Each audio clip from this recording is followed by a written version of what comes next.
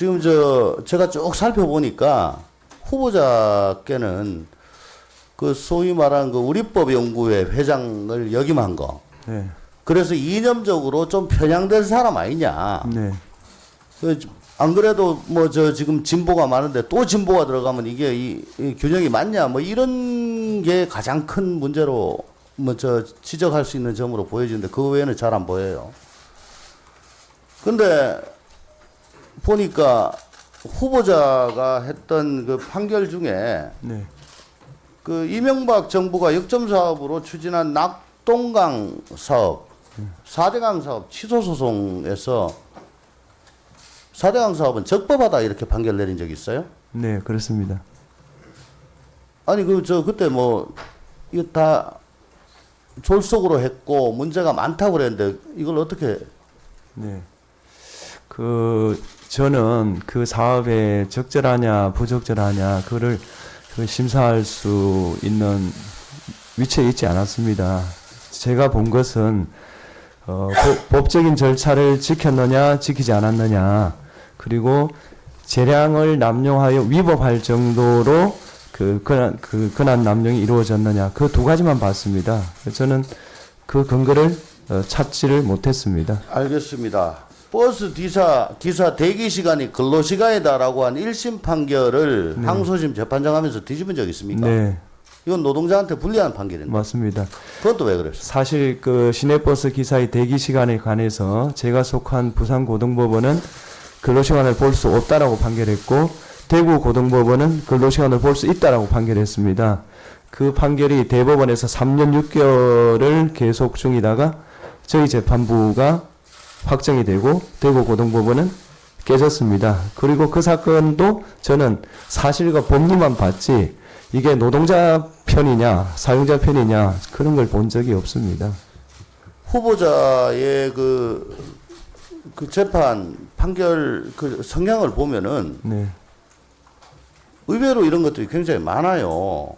근데 왜 자꾸 후보자에게 그 편향된 이념의 소유자 아니냐 이런 의혹을 자꾸 제기하는지, 아마 그게 이제 우리법연구회 때문인 걸로 보여지는데 네. 우리법연구회가 어떤 단체인 줄 알고 들어갔어요? 저는 그리고 왜 들어갔어요? 네, 헌법과 형법을 주로 연구하는 학술 연구 단체라고 생각하고 들어갔습니다. 그리고 제가 지방에 살다 보니 나태해지기 쉽고 독선에 빠지기 쉽기 때문에 다양한 사람들을 만나보는 것이 좋다. 그렇게 해서 가입했습니다. 우리법연구회에 들어간 이유가 그런 거라면은 네. 그러면 왜 우리법연구회에 회장은 왜 했습니까? 그러면 회장할 사람이 없다고 해서 했습니다. 없다는 게 그 무슨 얘기예요? 종전에 회장이 17기인데 그 서울에는 회장할 사람이 없었습니다. 그래서 지방에 있는 저보고 제가 18기니까 하라고 여러 차례 요청을 해서 제가 그냥 부득불 한 것입니다. 그러면 그때 가입했을 때 우리법연구회가 그런 이념적 편향이 의심받고 있던 그런 때였습니까? 아니면 회장할 때는 또 어떤 때였습니까? 제가 96년도에 가입했는데 네. 그때는 편향이란 말을 들어본 적이 없습니다. 그리고 또 회장은 언제 했죠? 2009년에 했습니다. 2009년이면 그때 예. 좀 문제가 됐을 때. 2009년에는 문제가 됐을 때입니다. 예. 그런데 저는 학술 연구단체라고 생각했기 때문에, 그리고 선배가 회장을 하면 좋겠다. 그래서 회장을 했습니다. 우리법연구회는 제가 알기로는 이념 편향보다는 그 사법부 지상주의 같은 그런 토의를 많이 한 곳 아니냐. 그런 지적도 받고 있습니다. 그러니까 오히려 네.